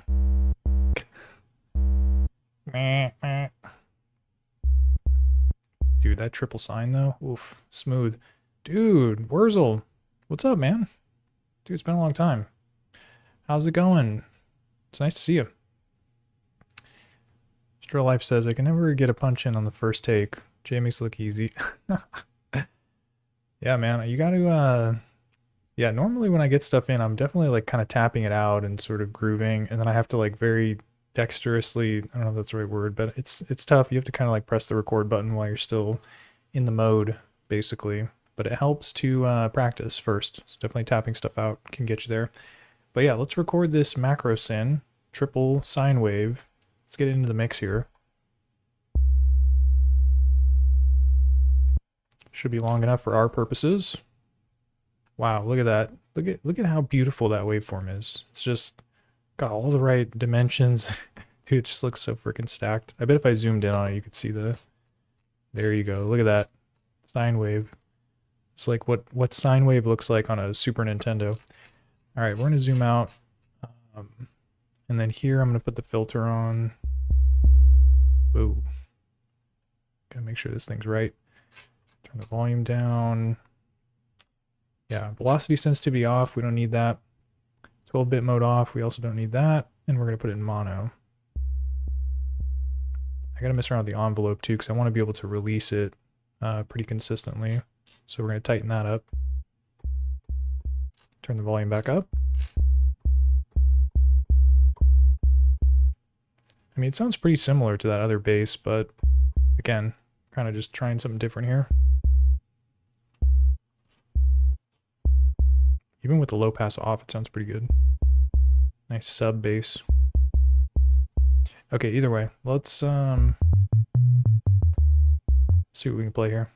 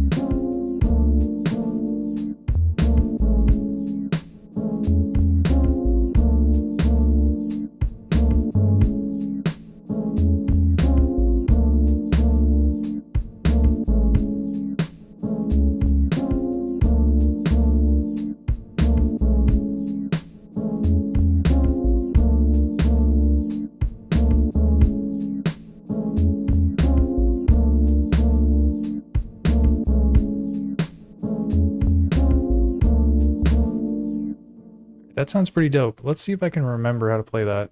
So I need to do 32, so it's 2 bars.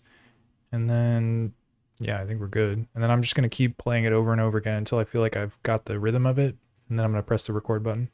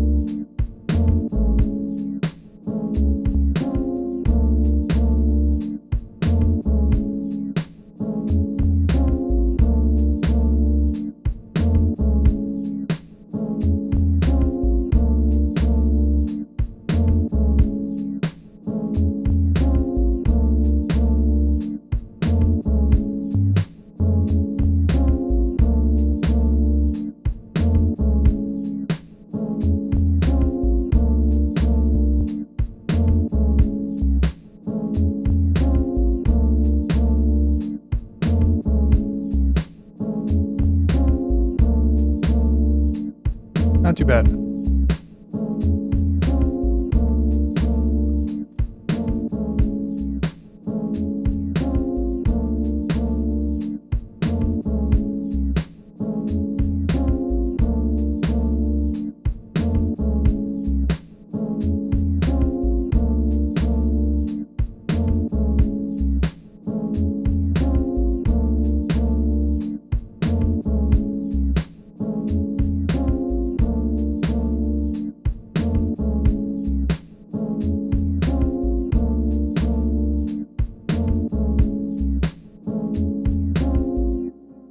Okay, and so now we're getting to the point where the kick drum is, again, sort of harder and harder to hear as I'm continuing to add these layers, especially with the bass. So I think we're going to do the same thing we did last time and hit it with that sidechain compression and see what happens. So we're going to save before I do that. And then, yeah, mix, MFX type, comp, turn it on, comp mode activated. And then the source needs to be, dang, that's the kick drum. Certainly is. Okay, so the source is track 3, same as before.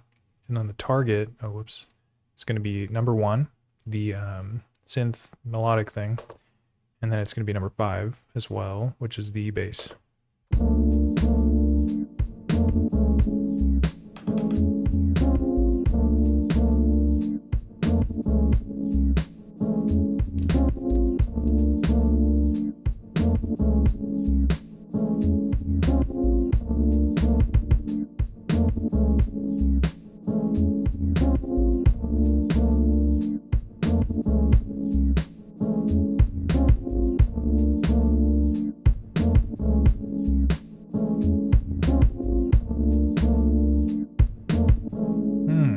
kick is hitting a little flat though. I need to do some more shaping of it.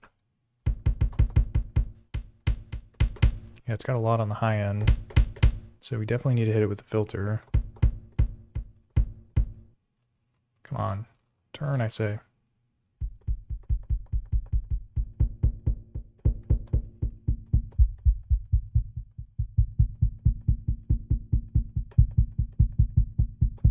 So we got it nice and sub-bassy here, but it's going to be hard to hear, I think.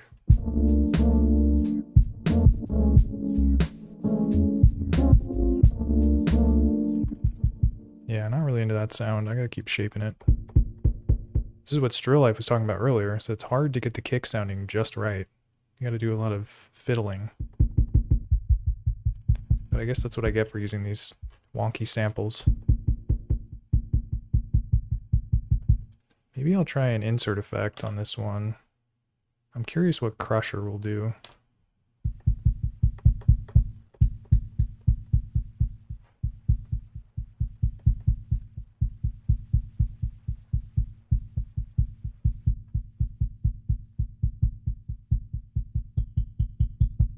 So the cool thing about Crusher is it does add a little bit of like high-end sort of resonance, which lets you hear the kick drum, whereas before it's like very sub-bassy, so it's hard to hear if you don't have like headphones on.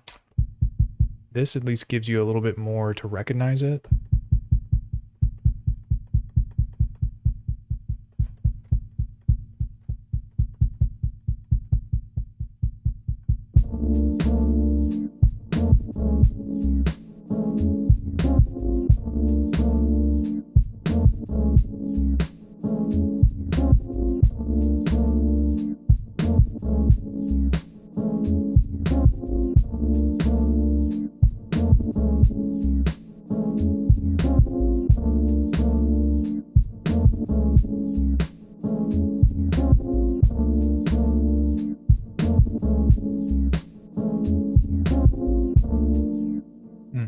Sounds a little bit better. But yeah, and Still Life, keep in mind too, like if you're using samples that are like already, you know, have a lot of effects and stuff, you might not need to mess around too much with the filter. You might just need to adjust the levels like with the compression and stuff. But yeah, definitely get in there and turn some knobs and see if it sounds any better or worse. Sometimes it'll sound worse, but yeah, as long as you continue to sort of refine it. The insert effects are good for making things louder too. You can use like overdrive, or there's even a compression insert effect that can make stuff pretty loud. I think it's Stomp Comp, or maybe it's the Rack Comp. I always forget the difference between these two. But yeah, insert effects are a great way to give your sound a little bit more of a unique character. Same with filters.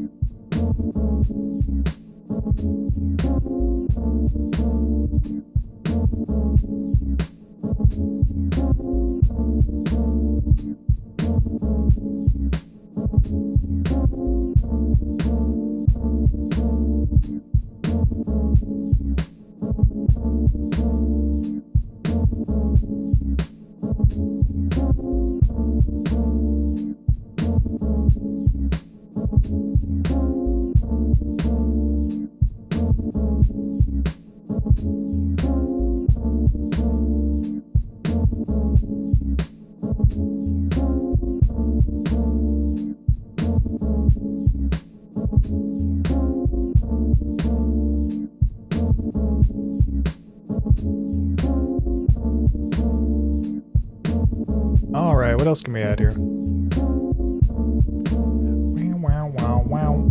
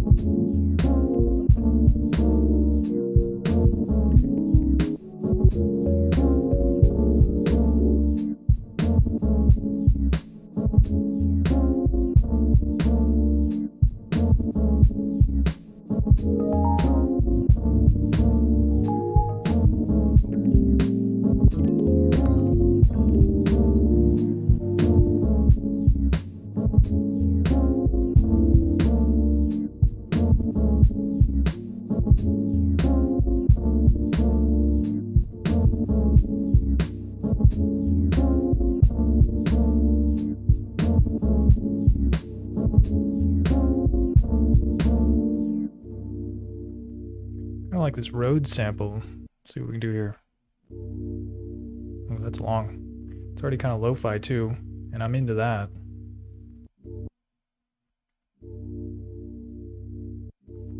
Let me make it a little louder here. Yeah, you hit it with the filter, that low or the high-end artifacts will go away. I promise.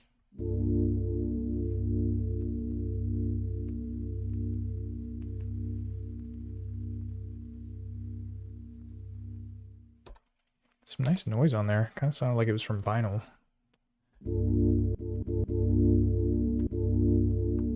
Alright, so just some housekeeping here. Turn velocity sensitivity off. Probably going to put it on mono. I don't think I want to play multiple notes at once with this one. It's a little bit off. Turn it down a little bit.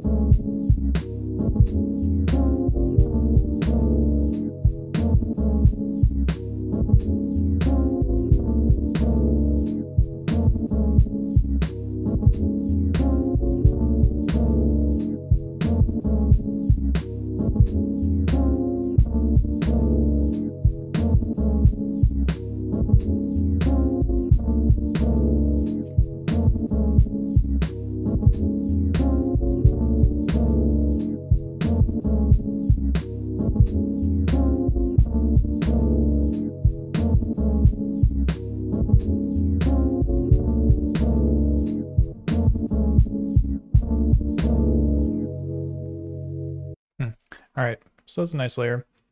Yeah, Flex Vandy writes in, says, nothing does lo-fi quite like tin can telephone. Tin can telephone. I gotta try that out. Because yeah, you can get a lot of different artifacts by recording things through various means. Yeah, this thing kind of has lo-fi built into it, but I mean, shoot, Everett Vincent earlier was talking about using this setup of like having an amateur radio transmitter and recording stuff that was broadcasted on it. Dude, it sounded nuts. Sounds sick though. So yeah, whatever you got to do to make it lo-fi, tin can, phone, etc. Do what you got to do.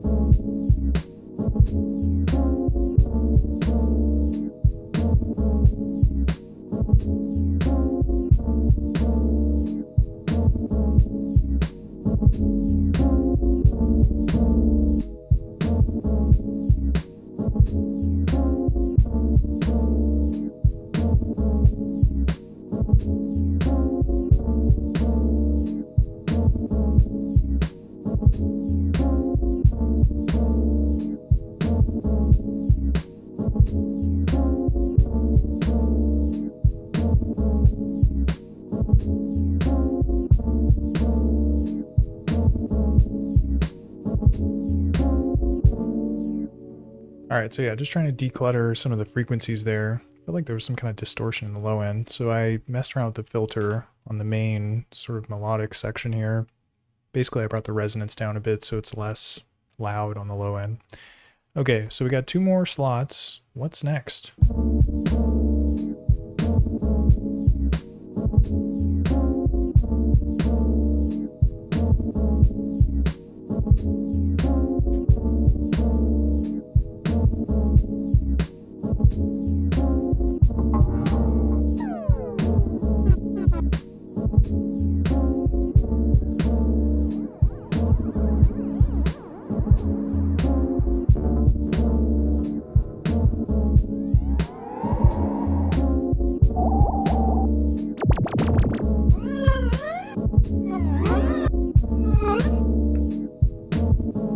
The FX folder's a little too wacky for me.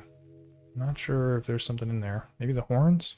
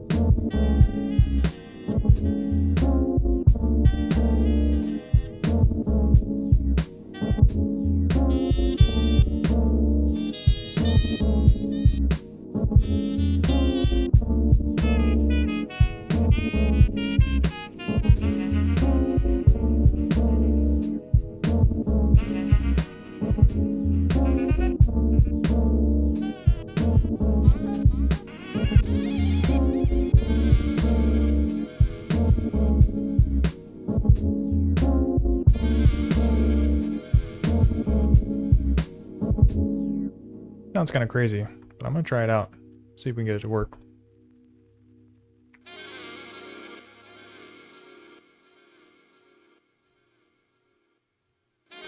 Whoops. Did not mean to get that second part there. So we'll trim that off.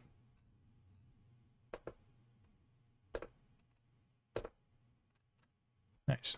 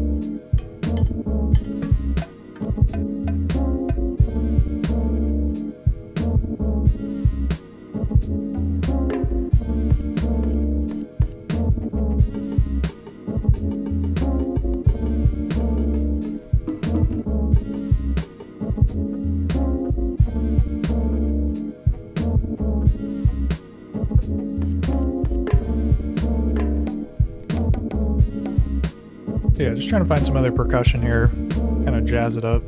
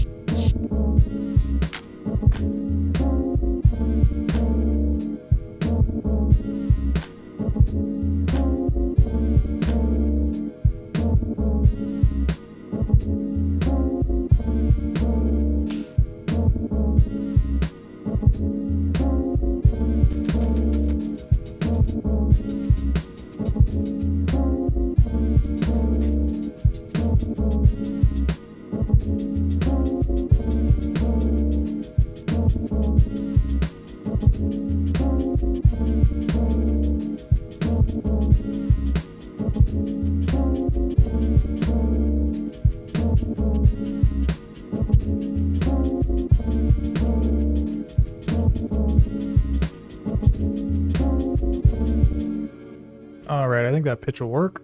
Oh, and then I have one other sample. I'll bring this one in too. Okay, so I just gotta record them both in one take, which is fine, and then I can slice it up.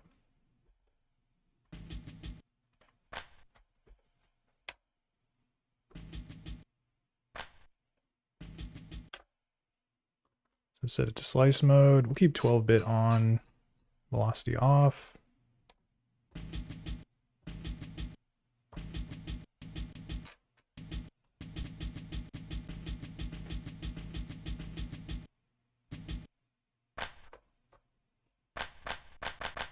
So yeah, this one I want to play when the snare hits to give it a little bit more of a, kind of sounds like a clap almost.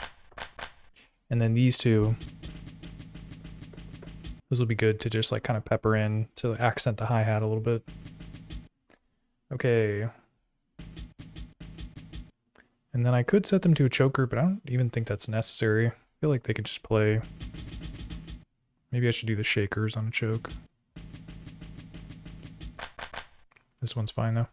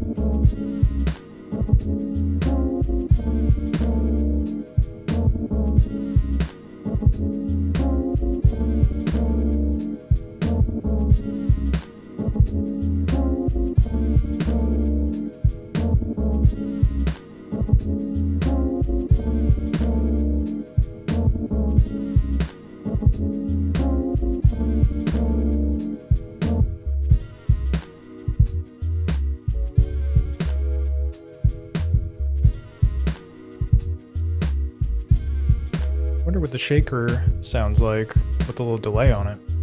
Check it out.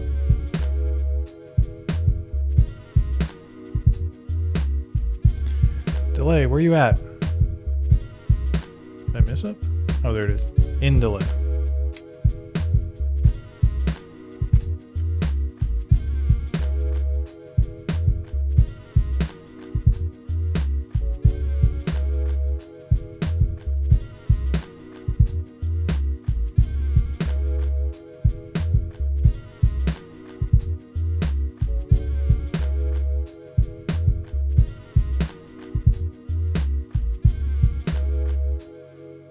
So here's the thing, it sounds very nice on the shaker, but now it's on the clap too, because it's all on one track, and that sounds kind of interesting, but not in a good way.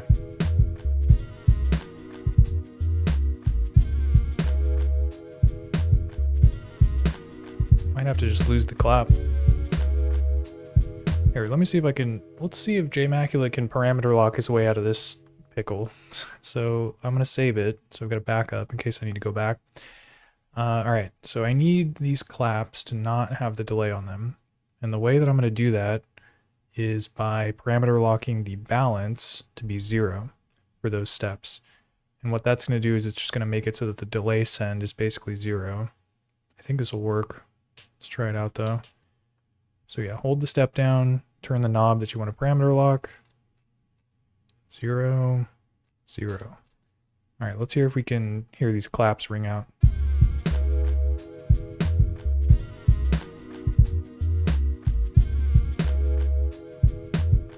So it's definitely still just playing it, not removing the balance.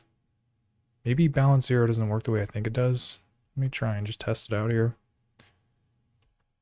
Okay, so balance 35 is doing the delay. I'm just going to turn it to 0.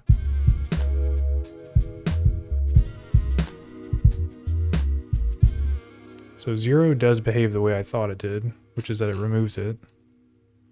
Bring it back to 35. Micro timing is 24%. Why is it not working? I'll try the note before it too, maybe.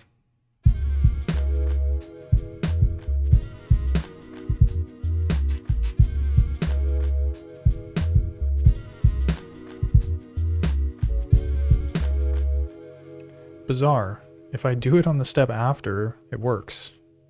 Like, why is that? I don't know. Sonicware, if you're out there, do me a favor, fix this thing.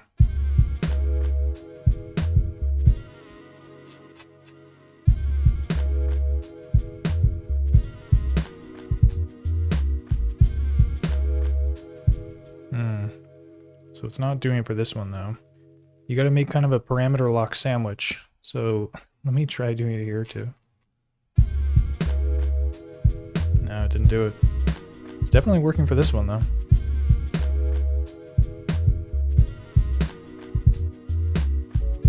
Well, whatever. Let's get as many of these fixed as we can. So I'm gonna go to the next page. Same deal. Turn it off, and turn it off.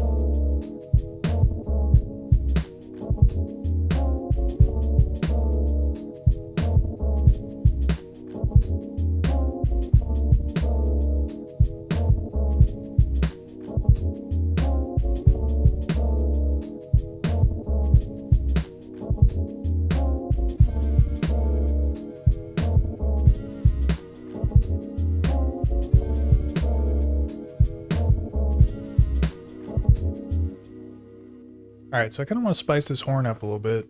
I think what I'm going to do is use modulation to pan it left and right in the stereo field to give it a little more width, because everything kind of sounds a little cluttered at this point. So yeah, let's do modulation. Got to set a destination, which is going to be amp pan. There it is. Wow. It's like very heavy panning, but we can tighten it up.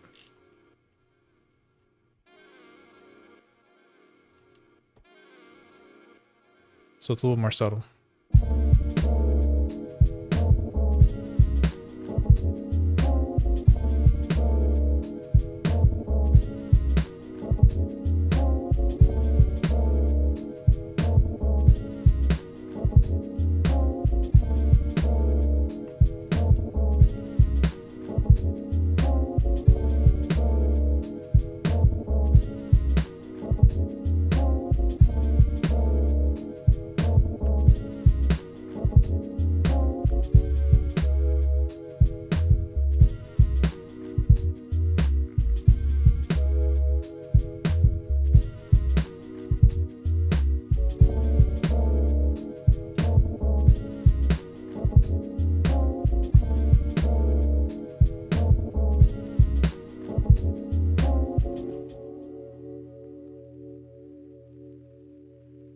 Wow, that thing rings out for a while. Okay, let me save that. Cool. So yeah, that one turned out pretty interesting. Probably gonna need to touch it up a little bit, but I've got a nice sketch there, and the rhythm section turned out pretty good, especially with that kind of shaker, adding that delay. Try that at home. Try adding delay to your shakers, see what happens. Sometimes it gives you some pretty cool sort of micro timing, I guess is what you'd call it.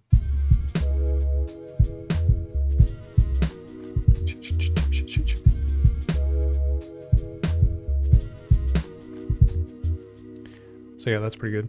But yeah, I think that pretty much does it for this session. So I'm going to call it at this point. But yeah, I just want to say thank you to everyone for sticking around, rocking out. Chat was blowing up, so that's what's up. As always, if you have questions, always just drop them in the chat or comment on a video or something.